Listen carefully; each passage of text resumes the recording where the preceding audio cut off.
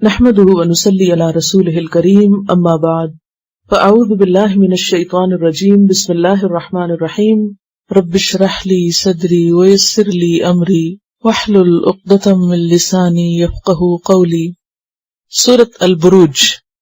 بروج برج کی جمع ہے۔ نبی صلی اللہ علیہ وسلم اس سورت کو ظہر اور عصر میں سورۃ الطارق کے ساتھ پڑھا کرتے تھے، یعنی سورۃ الطارق اور البروج پڑھا کرتے تھے ظہر اور عصر کی نمازوں میں۔ ایک رکوع ہے، 22 آیات ہیں، 109 کلمات ہیں اور 465 حروف ہیں۔ والسماء ذات البروج، والسماء قسم ہے آسمان کی، ذات البروج جو برجوں والا ہے۔ بروج کا لفظ جو ہے یہ برج سے ہے، ظاہر ہونا، بلند ہونا، اور برج کا معنی ہوتا ہے برج بنانا، شاید اسی سے برج بھی ہے۔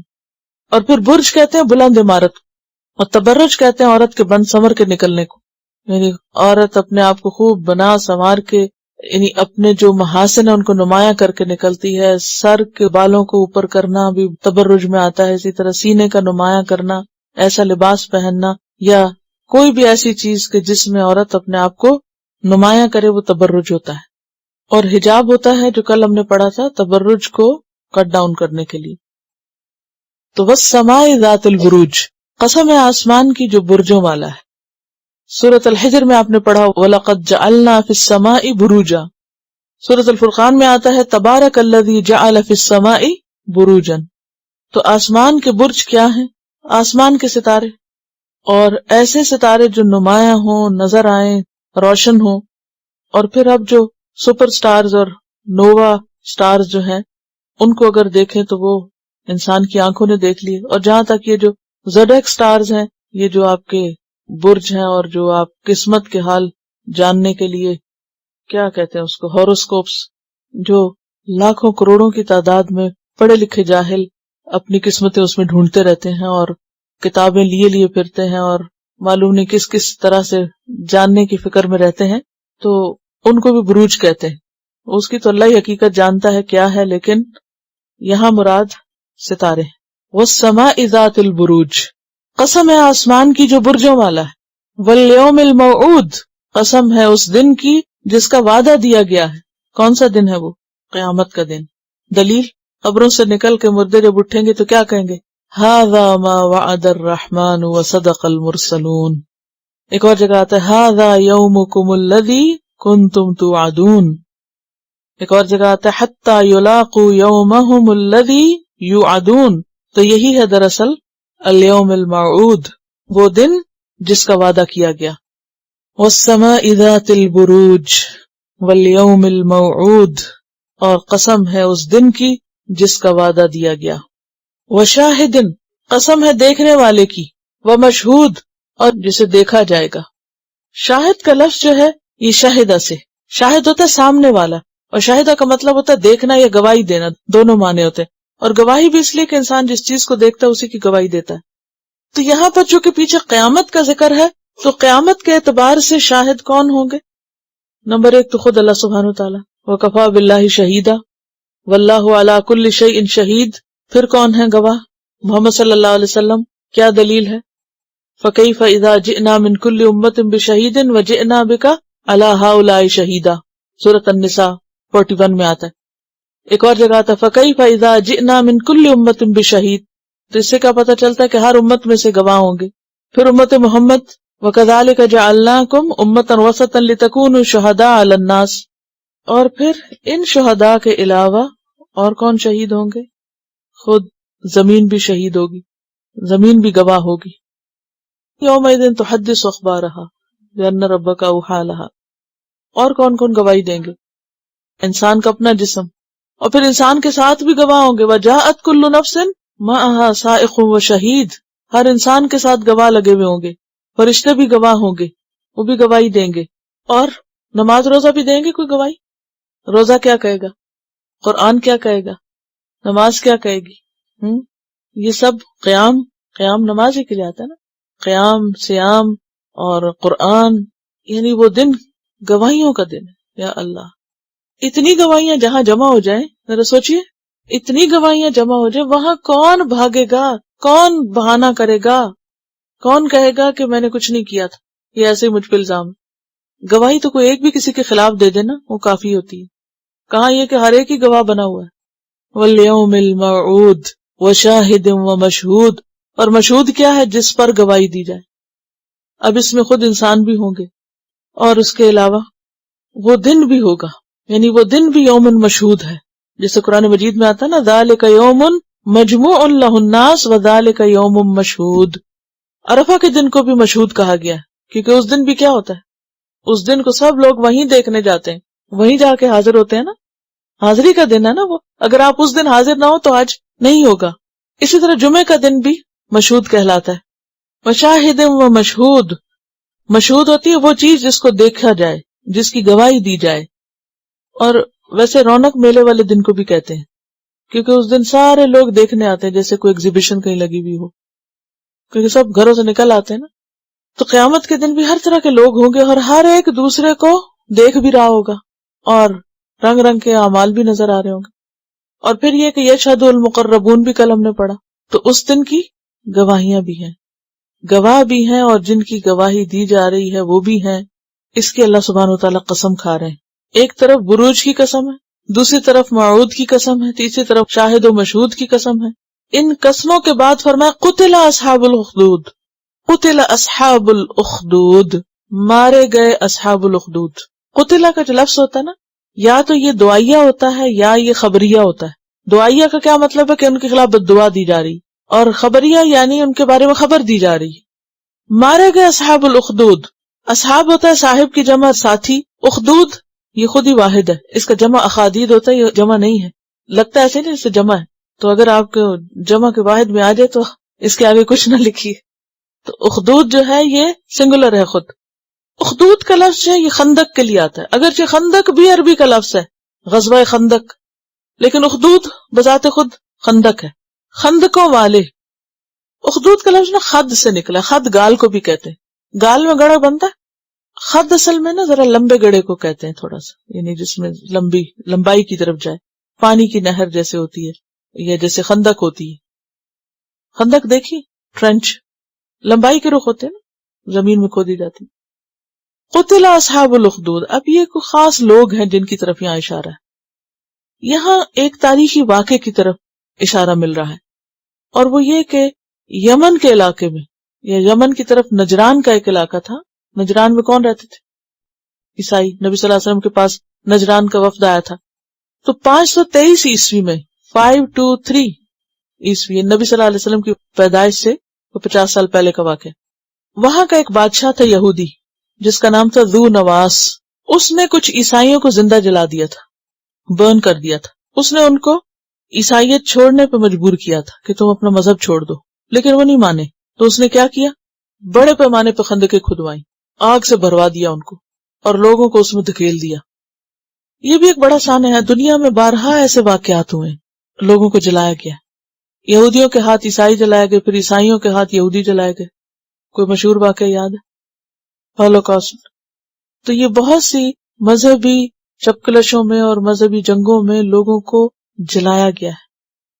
تو وہاں تو کھلم کھلا کیا تھی کہ تم مانو یا پھر تمہارا خاتمہ کرتے، اور سخت سزا دیتے. اصل میں جلانے کی سزا تو عبرتناک سزا ہوتی. اسلام میں کسی کو زندہ جلانے کی اجازت نہیں ہے، لیکن حضرت ابو بکر کے زمانے میں مرتدین میں سے کچھ کو جلایا گیا تھا. کیوں؟ عبرت کے لیے. تو یہاں کچھ لوگوں کو جلا دیا گیا. اور پھر آپ دیکھیں کہ بعد میں تو یورپ میں رینیسانس سے پہلے خود عیسائیوں کے ہاتھ عیسائی جلائے گئے. اور جب یہ نشت ثانیہ ہوئی ہے، علم کے نئے راستے کھلے ہیں، تو مذہبی گروہوں کے ہاتھوں بہت سے سائنٹسٹ، بہت سے مفکرین اور بہت سے علماء جو تھے وہ جلا دیے جاتے تھے. اسپین میں بھی یہ ہوا. تو بہرحال یہاں ایک خاص واقعے کی طرف اشارہ ہے. قتل اصحاب الاخدود، مارے گئے اخدود والے، یعنی جنہیں اخدود میں ڈالا گیا ان کو ڈالنے والے، خندقوں میں پھینکنے والوں کو، پھینکے جانے والوں کو نہیں، پھینکنے والوں کو سخت عبرتناک قسم کی وارننگ دی جا رہی ہے کہ تمہاری آئی کہ آئی شامت، تم بچ کے نہیں نکل سکتے، تمہاری پوچھ ہوگی. النار، وہ کیا تھی خندقیں؟ آگ. ذات الوقود، جو ایندھن سے بھری ہوئی تھی، لکڑیوں سے بھری ہوئی تھی، جلتی آگ تھی اس میں. اور کہتے ہیں کہ اب تک اس علاقے میں ایسی سٹرپس ملتی ہیں کہ جن میں راکھ اور یہ سب جیسے پتھر ہو گئی ہو جل کے باقاعدہ نہیں دھاریاں بنی ہوئی نظر آتی ہیں نا زمین میں، کہ جس کے نشان اب تک باقی ہیں، کہ جس میں وسیع پیمانے پر لوگوں کو پھینک کر جلایا گیا تھا، اور وہ آگ ایسی تھی کہ جس میں ایندھن بھڑک رہا تھا۔ اذ ہم علیہا قعود، جب وہ اس پر بیٹھے ہوئے تھے۔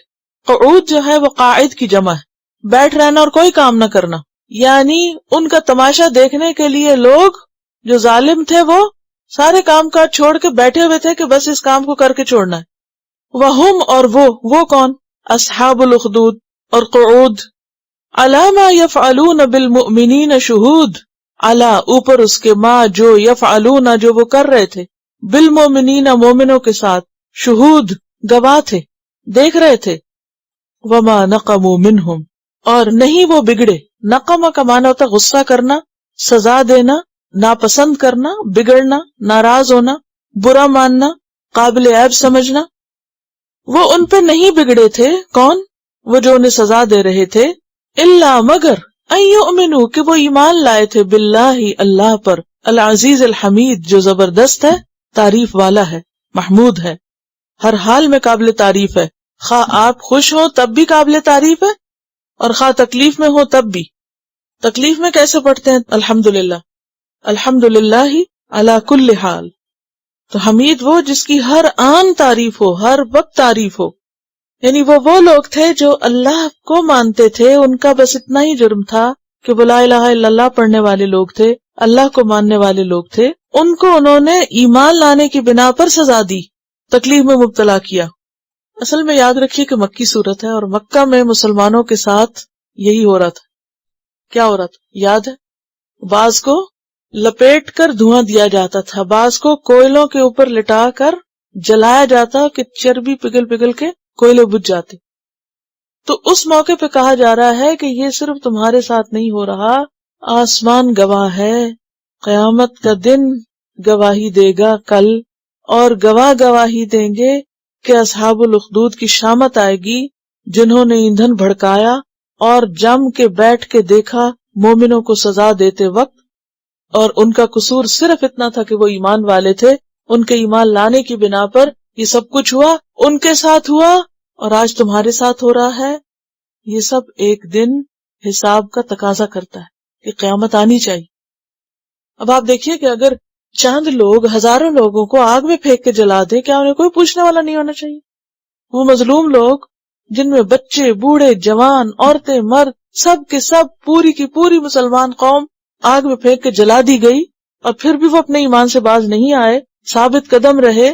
تو اس واقعے کو بیان کر کے کیا مقصود ہے؟ اہل ایمان کو تسلی دینا مقصود ہے کہ دیکھو پہلے لوگوں کو بھی لا الہ الا اللہ کہنے پر کتنی مشقتیں دیکھنی پڑی تھی، پھر بھی وہ جمے رہے، پھر بھی وہ ثابت قدم رہے، انہوں نے اپنا دین نہیں بدلا، ایمان نہیں چھوڑا۔ تمہیں بھی استقامت اختیار کرنی۔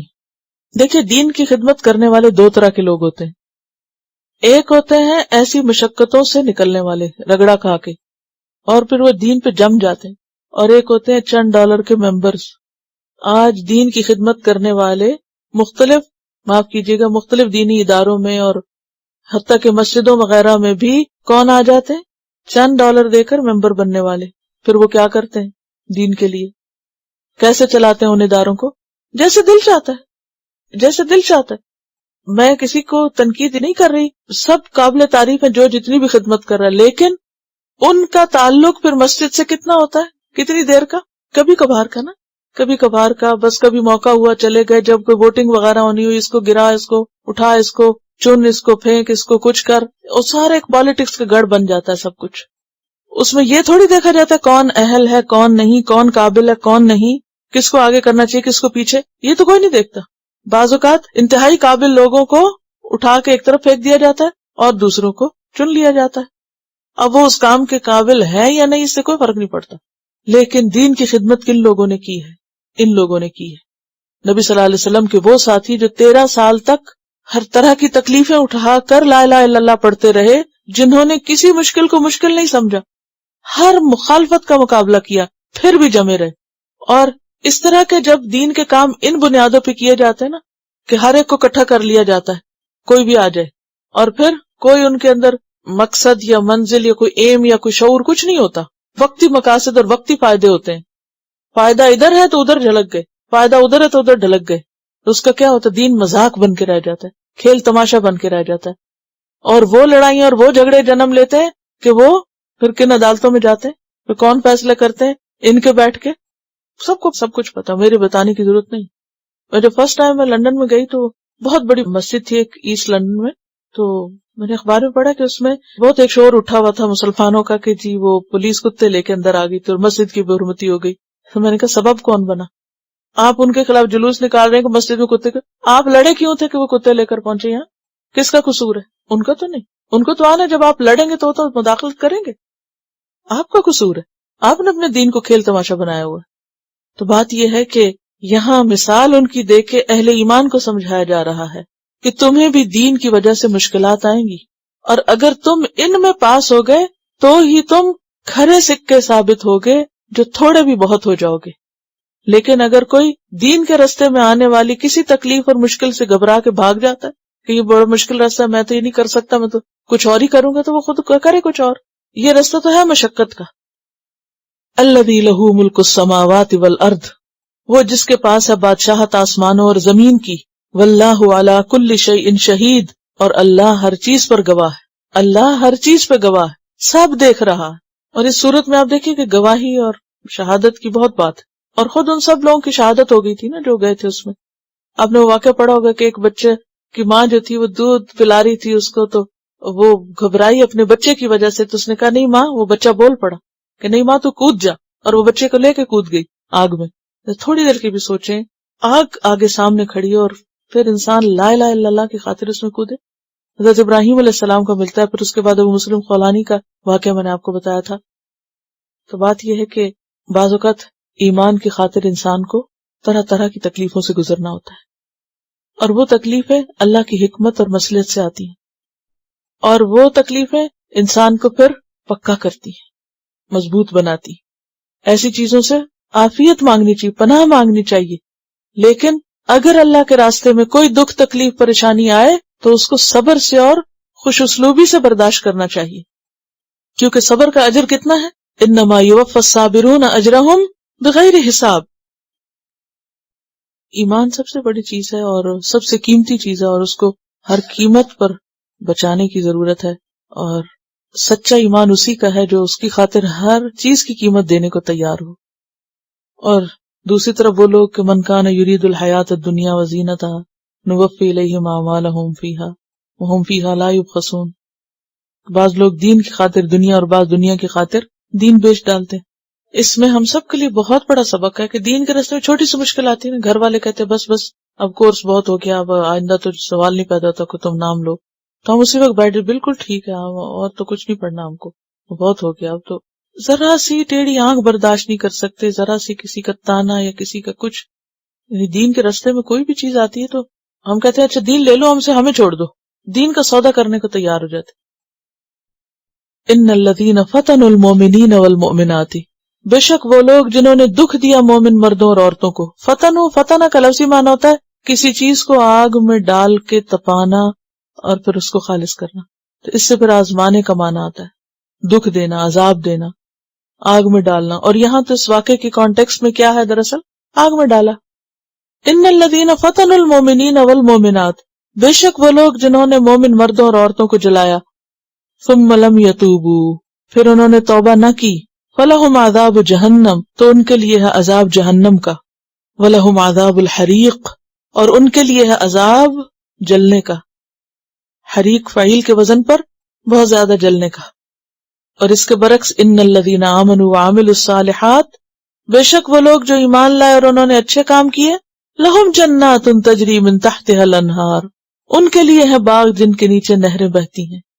ذالک الفوز الکبیر، یہ ہے بڑی کامیابی، یہ ہے اصل کامیابی. الفوز الکبیر. اور فوز کون سی کامیابی ہوتی ہے؟ جس میں انسان آگ سے بچ جائے. فمن زحزح عن النار وادخل الجنۃ فقد فاز، اصل کامیاب وہ ہے جو آگ سے بچا لیا جائے. اور پھر انہار کی تفصیلات تو آپ پڑھ ہی چکے ہیں. یہاں تجری من تحت الانہار کا ذکر ہے، نہریں بہ رہی ہوں گی. اصل میں نہر خود تو نہیں بہتی، نہر کے اندر جو پانی ہوتا ہے یا جو بھی جس چیز کی نہریں ہوگی وہ چیز بہ رہی ہوگی. یعنی اس مقام کامیابی تک پہنچنا اصل چیز ہے، یہ اصل کمائی، یہ ہے اصل کرنے کی چیز. اور اس کے برعکس جو دنیا کی مشقتوں سے گھبرا کے دین سے منہ موڑ گیا، اس کے ساتھ کیا ہوگا؟ ان بطش ربک لشدید، بے شک تیرے رب کی پکڑ بڑی سخت ہے. بطش سخت اور مضبوط پکڑنا. آپ نے دیکھا کہ بعض لوگ پکڑتے ہیں نا آپ کو، جیسے ہاتھی پکڑا کسی نے تو ان کی پکڑ کیا ہوتی ہے؟ وہ ڈھیلی سی ہوتی ہے. اور کچھ لوگ ذرا سا بھی پکڑے تو آپ کی جان نکل جاتی ہے. تو جو شدید پکڑ ہوتی ہے نا، مضبوط پکڑ، کہتے ہیں کہ انسان جب 40 سال کی عمر کو پہنچتا ہے تو اس کی ساری قوتیں جو ہے نا مجتمع ہوتی ہیں. تو اسی لیے عربی میں ایک محاورہ ہے، ابن الاربعین ابطش الباطشین. ابن الاربعین یعنی 40 سال کا انسان، 40 کا بیٹا یعنی 40 کے پیٹے میں جیسے ہم کہتے ہیں، 40 سالہ انسان ابطش الباطشین، اس کی پکڑ سب سے سخت پکڑ ہوتی ہے، یعنی قوت کی علامت ہے بیسیکلی. تو ان بطش ربک لشدید، بے شک تیرے رب کی پکڑ بہت سخت ہے. یہ میں اس لیے مثالوں سے پہلے بات کرتی ہوں کہ ذرا سا آپ اس کو محسوس کر سکیں، یعنی اس پکڑ کی شدت کو محسوس کریں. ان بطش ربک لشدید انہ هو یبدئ ویعید، بے شک وہی ابتدا کرتا ہے اور وہی لوٹا کر لائے گا. یبدئ کا لفظ ہے نا بدأ سے ہے. بدء الاشیاء ہوتی ہے یعنی آغاز کسی چیز کی، ابتدا یعنی شروع سے کام کا ہونا. ویعید وہی لوٹا کے لائے گا، یعنی جس نے پہلی دفعہ بنایا وہ پھر دوبارہ بنائے گا. اور یہ مضمون کئی دفعہ گزر چکا ہے. قل اللہ یبدأ الخلق ثم یعیدہ فأنی تؤفکون. قل هل من شرکائکم من یبدأ الخلق ثم یعیدہ، یہ اللہ ہی کا کام ہے. وہو الغفور الودود، اور وہ بہت بخشنے والا، بہت پیار کرنے والا ہے. یعنی جہاں ایک طرف وہ سخت پکڑنے والا ہے، وہاں دوسری طرف وہ بہت مہربان بھی ہے. الغفور، بہت بخشنے والا، مغفرت والا. مغفرت کس کو کہتے ہیں؟ ستر الذنب و تجاوز عن. کیونکہ قیامت کے دن جب انسان اللہ کے سامنے کھڑا ہوگا نا، اور ابھی پیچھے پڑا اعمال نامہ سامنے ہوگا، اور اس وقت انسان کی جان نکلی پڑی ہوگی، پسینے میں ڈوبا ہوا ہوگا، اب پتہ نہیں کیا فیصلہ ہوتا ہے. اس وقت جب اللہ یہ کہے گا، یعنی انسان کو پوچھے گا یہ تم نے کیے تھے نا گناہ، تو انسان اعتراف کرے گا. پھر اللہ تعالیٰ فرمائے گا قد سترتها علیک فی الدنیا واغفرها لک اليوم، میں نے دنیا میں بھی ان کو ڈھانپ کے رکھا تھا اور آج بخش بھی رہا ہوں. پھر انسان کے سانس میں سانس، جان میں جان آئے گی، اور انسان کہے گا کہ اب میری جان، اب وہ نہیں نا کل نفس بما کسبت رہینہ، اب وہ چھوٹے گا رہینہ، اب خلاصی ہوگی. یعنی انسان اب صحیح معنوں میں رحمت کا مستحق ہوا. اللہ نے ہر ایک کے لیے چانس رکھا ہے، اور اس کے کئی واقعات ملتے ہیں. آپ کو پتہ ہے، حیرت ہوتی ہے اگر آپ تاریخ پڑھیں نا اسلامی. اللہ تعالیٰ ان دو لوگوں پر مسکراتا ہے یا ہنستا ہے، کچھ ایسا کر کے آتا ہے. دونوں ہی قاتل ہیں اور دونوں ہی جنت میں ہیں، ایک دوسرے کا قاتل اور دونوں جنت میں. جیسے ایک شخص نے دوسرے کو قتل کیا کفر کی حالت میں، مقتول جنت میں پہنچا. اب یہ قاتل مسلمان ہو گیا، توبہ کر لی، اور یہ بھی جنت میں پہنچا. جی وحشی اور حضرت حمزہ، اور وحشی نے مسلمہ کذاب کو قتل کیا تھا. تو اب حضرت حمزہ بھی اگر وہاں، اور مسلمہ کذاب سب سے بڑا فتنہ تھا، جو ردہ کا جو مسئلہ تھا، یعنی حضرت ابوبکر رضی اللہ تعالیٰ عنہ کے دور میں. اور اس نے کیوں آگے بڑھ کر وہاں پہنچا؟ آپ کو پتہ ہے کہ مسلمہ کو اس کی فوج نے چاروں طرف سے گھیرا ہوا تھا، اور مسلمان کسی طرف سے بھی اس تک نہیں پہنچ رہے تھے. اور جب تک مسلمہ کو نہ ختم کرتے تو بہت بڑی مشکل. جنگ یمامہ کا واقعہ نا. اور پھر خالد بن ولید جو کہ کمانڈر تھے، تو وہ انہوں نے کیا کیا، چند زبردست قسم کے گھڑ سواروں کو لے کے مارتے کاٹتے سیدھے اس تک پہنچے اندر. اور پھر وہاں یعنی وحشی میں ان میں تھا، اور اس نے پھر مسلمہ کو مارا. اور پھر جب مسلمہ مارا گیا تو اس کے بعد یہ تھا کہ وہ باقی فوج کے حوصلے ٹوٹ گئے، جس کے لیے لڑ رہے تھے وہ تو ختم. اب کیا ہوا کہ یہ وہ جنگ تھی جس میں 600 مسلمان اور شاید 12,000 کے قریب وہ جو تھے دشمن کے مارے گئے تھے. اور یہ جس جگہ پر یہ ہوا تھا یہ مارکا، کیونکہ وہ ایک قلعے کے اندر گھس گئے تھے نا، ایک باغ کے اندر گھس گئے تھے، اور دروازے بند تھے اور دونوں فوجیں اندر تھیں، اور بہت زیادہ اس دن لوگ مارے گئے تھے. اور حضرت برا بن عازب نے کہا تھا نا کہ مجھے اٹھا کے دوسری طرف پھینک دو. حضرت عمر نے خط دیا تھا کہ برا کے پیچھے کوئی نہ چلے، یعنی یہ جو کرے تم ان کے پیچھے نہ جانا، کیونکہ انہوں نے کہا کہ انہوں نے جا کے اندر سے کنڈی کھولی تھی اس کی گیٹ کی. تو بہرحال اب یہ ہے کہ ایسے کئی ایک واقعات اور دوسرے ابو دجانہ تھے مسلمہ کو مارنے والے، 2 لوگ تھے. اور اسی طرح کئی اور واقعات بھی ہیں. مثلاً آپ کو میں نے ایک اور جھوٹے نبی کے بارے میں بھی بتایا تھا جس کی وجہ سے بے شمار لوگ مارے گئے اور اس نے بعد میں توبہ کر لی. اب اس کی خاطر کئی مارے گئے اور وہ بعد میں بہت بڑی جنگ ہوئی تھی اس کی وجہ سے، اور وہ بعد میں اس نے خود توبہ کر لی. اب آپ سوچیں کہ جس کے لیے اتنے لوگ مرے اور جس کی وجہ سے اتنے لوگ جہنم کا ایندھن بنے، وہ خود توبہ کر کے. تو اللہ کی توبہ جو ہے نا، رب جو ہے نا واسع المغفرہ ہے، جسے چاہے بخش دے. توبہ کا دروازہ سب کے لیے کھلا ہے، اور اس پہ کافی تفصیل پیچھے گزر چکی چونکہ وقت کم ہے. لیکن بات یہ ہے کہ چاہے کوئی کتنا بھی بڑا جرم کرے اس کی توبہ ہو جاتی ہے اگر وہ سچی توبہ ہو. مایوس نہیں ہونا چاہیے.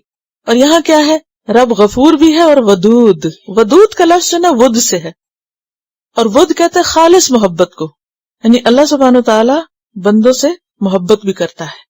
وہ آتا نا، یا ایھا الذین آمنوا من یرتد منکم عن دینہ فسوف یأتی اللہ بقوم یحبہم ویحبونہ. یحبہم، کون کس سے محبت کرے گا؟ اللہ ان لوگوں سے محبت کرے گا اور وہ اس سے محبت کریں گے. یعنی تم میں سے جو اپنے دین سے پھرتا پھر جائے، اللہ ایسے لوگ لے آئے گا جن سے اللہ محبت کرے گا اور وہ بھی اللہ سے محبت رکھتے ہوں گے. تو بات یہ ہے کہ ایک موقع پر جب آپ صلی اللہ علیہ وسلم نے کسی کو جھنڈا دینا تھا تو کہا کہ آج میں جھنڈا اس کو دوں گا جس سے اللہ اور اس کا رسول محبت کرتا ہے. حضرت علی کو دیا تھا. پھر تو بات یہ ہے کہ اللہ کی بندوں سے محبت کی کئی ایک آیات اور کئی ایک احادیث بھی ہمیں پتہ چلتی ہیں، اور خاص طور پر اللہ کن لوگوں سے محبت کرتا ہے. ان اللہ یحب الذین یقاتلون فی سبیلہ کأنہم بنیان مرصوص. اور پھر ان اللہ یحب المحسنین واللہ یحب المحسنین، ان اللہ یحب التوابین ویحب المتطہرین. تو جہاں بھی اللہ کی محبت کا ذکر آتا ہے وہاں کوئی نہ کوئی کام بتایا جاتا ہے. تو اس کا مطلب یہ کہ کچھ کرنے والوں سے اللہ محبت کرتا ہے. قل ان کنتم تحبون اللہ فاتبعونی یحببکم اللہ. نبی صلی اللہ علیہ وسلم کا اتباع کرو تو اللہ تم سے محبت کرے گا. ویغفر لکم ذنوبکم. تو وہاں بھی الغفور الودود کی بات آتی ہے. ذو العرش المجید. یہاں میں آپ کی تھوڑے سے گرامر کا ٹیسٹ لینا چاہتی ہوں. یہ بتائیے المجید کس کی صفت ہے؟ عرش کی. دیکھیے اگر یہ عرش کی ہوتی نا تو اس کے ہوتا مجید ہی آتا، العرش المجید ہی آتا، کیونکہ صفت موصوف اپنے اعراب میں کیا ہوتے ہیں؟ سیم ہوتے ہیں. ٹھیک ہے، تو یہ اصل میں هو الغفور، هو الودود، هو ذو العرش، هو المجید، یہ چاروں اللہ کی صفات. یہ المجید جو ہے یہ عرش کی نہیں صفت، یہ خود اللہ کی صفت ہے. ٹھیک ہے، ذو العرش عرش والا ہے، تخت والا ہے، یعنی بادشاہ ہے. المجید، المجید کا لفظ مجد سے ہے. مجد کس کو کہتے ہیں؟ بزرگی کو. اصل میں مجید کا لفظ جو ہے نا یہ قرآن مجید کے لیے بھی آتا ہے، اور اللہ سبحانہ وتعالیٰ کی اپنی صفت بھی ہے. مراد اس سے وہ ذات ہے جو سب کو اپنے فضل اور کرم سے نوازے. ذو العرش المجید، مجد والا ہے. کبھی آپ نے اللہ کی یہ صفت پڑھی ہے؟ کبھی پڑھی؟ انک حمید مجید. اصل میں ہم اتنا بے سوچے سمجھے چیزیں پڑھتے ہیں. میں جان بوجھ کے سوال کیا آپ سے کہ یاد بھی ہے کچھ پڑھتے ہیں. یہ بظاہر دیکھ کے ایک صفت ایسے لگا نا جیسے پہلی دفعہ یہ صفت دیکھی ہے. یہ نہیں، اچھا یہ بھی اللہ کی صفت، کیونکہ قرآن مجید میں اتنے تکرار سے نہیں آتی، اور ہم ہر روز یہ صفت ذکر کرتے ہیں اور ہر روز بے سوچے سمجھے کرتے ہیں. انک حمید مجید. اب دروشی پڑھیں، بہت مجد والا، شان والا ہے. فعال لما یرید، کار گزرنے والا ہے جس چیز کا وہ ارادہ کر لے. ہر اس چیز کو جس کا وہ ارادہ کر لے بس کر لیتا ہے. فعال چونکہ مبالغہ کا صیغہ نا، یعنی بہت کام کرنے والا ہے. بہت، یعنی جب بھی کسی کام کو کرنا چاہے، جو بھی کرنا چاہے، بلا روک ٹوک کر سکتا ہے. اور یہ بھی مانا ہو سکتا ہے کہ زبردست کام کرنے والا ہے. یعنی یہ بہت خوبصورت لفظ ہے. یہ بھی اللہ کی صفت کے لیے ہے نا ایک طرح سے، یعنی اللہ کی شان بیان کرنے کے لیے. فعال لما یرید، یعنی خود مختاری بھی ہے اس میں، یعنی جیسا چاہے کرے، جو چاہے کرے، کوئی اس کو روک نہیں سکتا. هل اتاک حدیث الجنود، کیا آئی تیرے پاس خبر، کہانی، قصہ لشکروں کا؟ کس کے لشکر؟ فرعون و سمود، فرعون اور سمود کے. فرعون کو کہا بھی ذو الاوتاد جاتے کیونکہ بہت کثیر پیمانے پر اس کے لشکر تھے، جہاں نکلتے خیمے لگا لیتے، بڑی بڑی فوجیں تھی اس کی. اور اسی طرح سمود کے بھی. بل الذین کفروا، بلکہ وہ لوگ جنہوں نے کفر کیا، فی تکذیب، وہ جھٹلانے میں لگے ہوئے ہیں، ان کو اور کوئی کام نہیں سوائے جھٹلانے کے، جھٹلانے میں ہی پڑے ہوئے ہیں، اسی میں پھنس کے رہ گئے ہیں۔ تکذیب باب تفیل سے ہے، تفیل کی طرح صفات گنی ہے، تسلسل ہے اس میں۔ فی تکذیب یعنی جھٹلاتے ہی رہتے ہیں، بس اسی میں ہی اٹک گئے ہیں۔ سورۃ انشقاق میں آتا ہے بل الذین کفروا یکذبون، اور یہاں کیا بل الذین کفروا فی تکذیب، کہ ان کا جھٹلانے کے سوا کوئی اور کام نہیں، اسی میں ہی اٹک گئے ہیں، اس سے باہر نکلتے ہی نہیں۔ اور یہ ہوتا ہے نا، ایک دفعہ جب انسان کسی چیز پہ نہ کر دیتا ہے تو پھر کیا ہوتا ہے، جھٹلاتے ہی چلا جاتا ہے، سارے کام پھر الٹے ہی ہوتے چلے جاتے ہیں۔ واللہ من ورائہم محیط، اور اللہ ان کے پیچھے سے گھیرنے والا ہے۔ اب ذرا امیجن کریں، کچھ لوگ ہیں جو وہ تکذیب ہے اس کے اندر پھنسے ہوئے ہیں، اور اللہ اس تکذیب میں ہی ان کو چاروں طرف سے سراؤنڈ کیے ہوئے، کر لو جو تکذیب کرنی ہے، میں تمہیں چھوڑوں گا نہیں، پکڑ کے رکھوں گا، پکڑے جاؤ گے، گھیرے ہوئے ہو۔ کیونکہ بعض اوقات تکذیب کی بنیاد ضد ہوتی ہے، صرف ضد کی وجہ سے کوئی جھٹلاتا رہتا ہے کہ میں نہ مانوں، ایک ہوتی ہے نا، ایک کیفیت، ایک نفسیات ہوتی ہے، میں نہ مانوں۔ اچھا، ایسا شخص دوسرے کو کس قدر ستانے والا ہوتا ہے نا کہ میں نہ مانوں، میں تو نہیں مان کے دوں گا۔ اچھا، اب انسان تو انسانوں کے آگے بے بس عاجز ہوتا ہے، لیکن کوئی اگر اللہ کو کہتا ہے میں نہ مانوں، تو پھر اللہ بھی کیا کہتے ہیں، ذرا ٹھہر جاؤ، تم چاروں طرف سے گھیرا ہو گیا تمہارا۔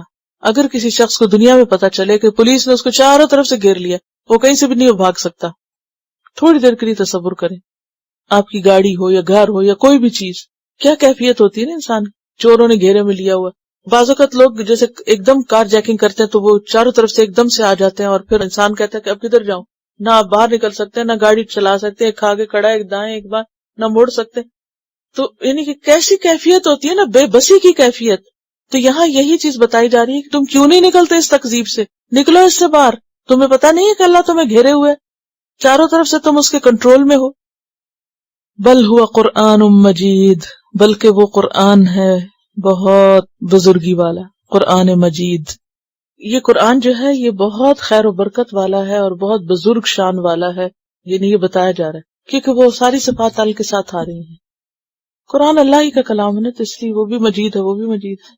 بل جو ہے نا حرف اضراب ہے، اور حرف اضراب جو ہوتا ہے نا وہ پچھلی باتوں کی تردید ہوتی ہے جو ذہن میں بھی ہو سکتی ہیں اور ان کی زبانوں پہ بھی ہو سکتی ہیں، یعنی جو تمہارے خیالات ہیں وہ غلط ہیں۔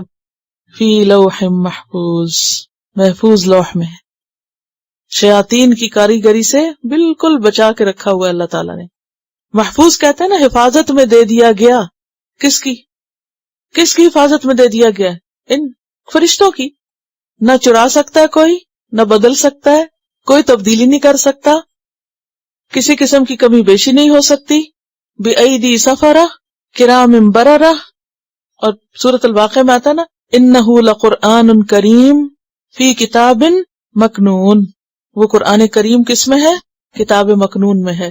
اور یہاں پر آتا ہے فی لوح محفوظ۔ لوح کس کو کہتے ہیں؟ تختی، جس پر کوئی چیز لکھی جائے، وہ چیز جس پہ کچھ لکھا جاتا ہے۔